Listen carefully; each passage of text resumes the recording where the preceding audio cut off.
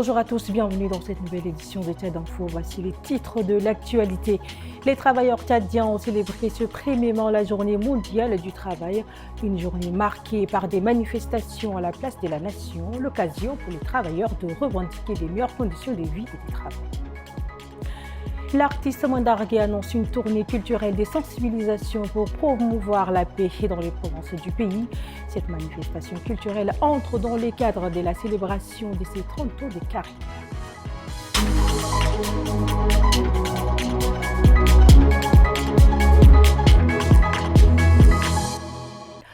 Bienvenue à tous, ouvrons ce journal par cette information brève. L'Office national des examens et concours du supérieur a annoncé dans un communiqué publié ce vendredi demain que les épreuves physiques et sportives du baccalauréat débuteront le lundi 5 mai.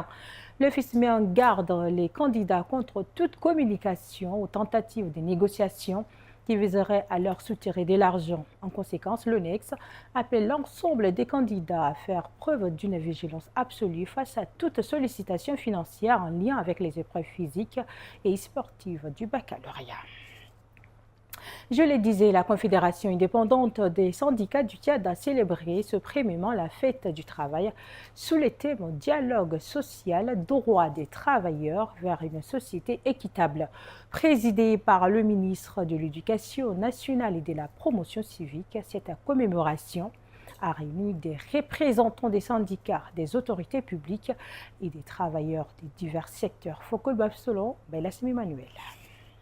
Cette cérémonie a été l'occasion pour la CIST de rappeler au gouvernement ses engagements envers les travailleurs et de renouveler son appel à un dialogue social sincère et constructif pour le bien-être des travailleurs tchadiens.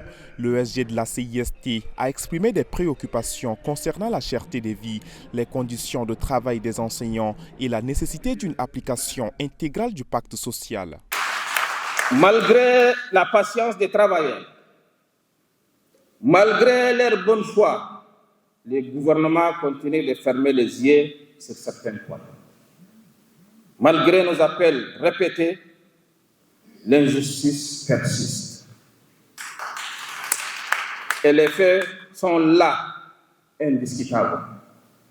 Cependant, le ministre de l'Éducation nationale et de la promotion civique, Dr Aboubakar Siddiq Djoroman, appelle les travailleurs à rester sereins et promet des changements dans l'avenir. Comme on le voit, des efforts sont faits malgré les moyens limités de l'État.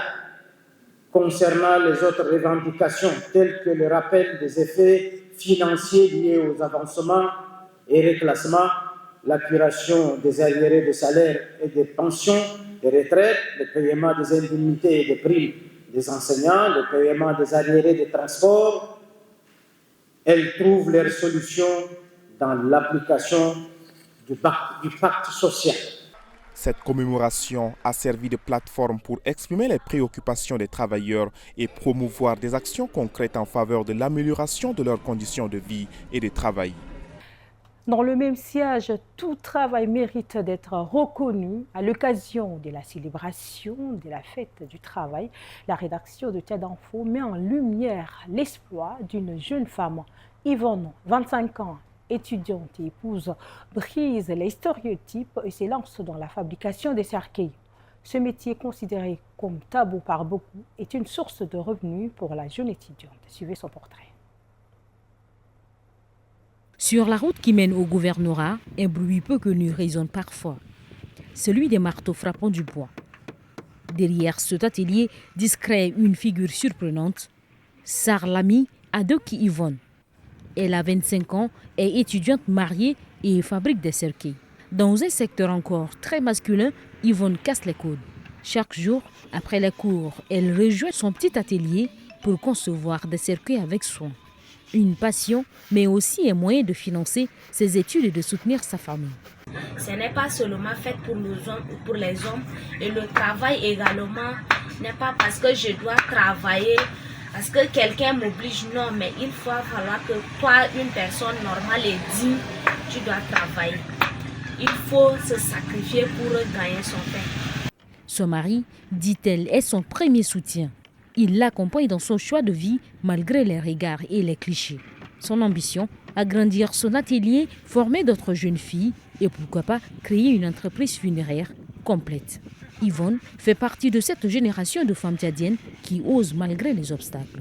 Les récits de Lircy Pierre rendus par Guénon Santia pour célébrer ses 30 ans de carrière, l'artiste mandarguais a annoncé une tournée culturelle axée sur la promotion de la paix dans la ville de N'Djamena et d'autres provinces. Le but est de faire découvrir la culture tchadienne et des jeunes talents.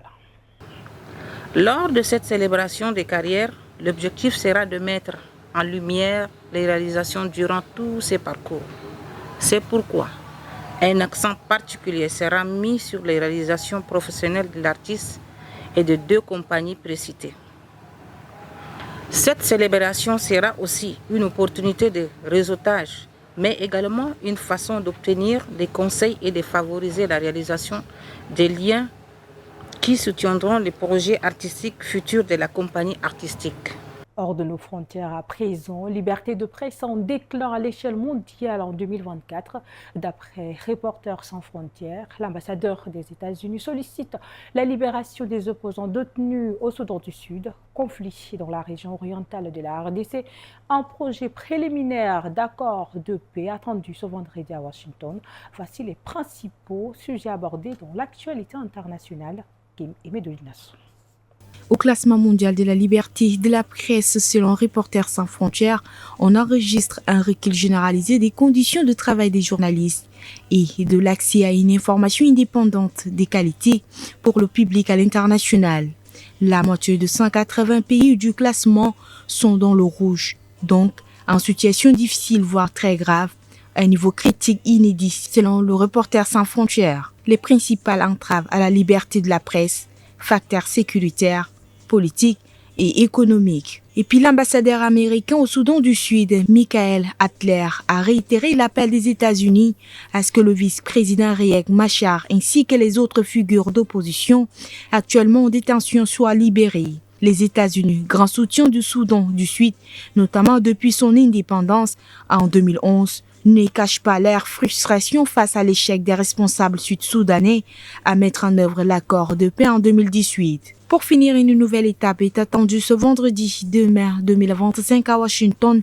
Kinshasa et Kigali doivent soumettre un avant-projet d'accord de paix une semaine après la signature d'une déclaration de principe entre leurs ministres des Affaires étrangères en présence du secrétaire d'État américain Marco Rubio. Et c'est tout pour cette édition, mesdames, messieurs. Merci de l'avoir suivi. Tchad Info, c'est l'information continue.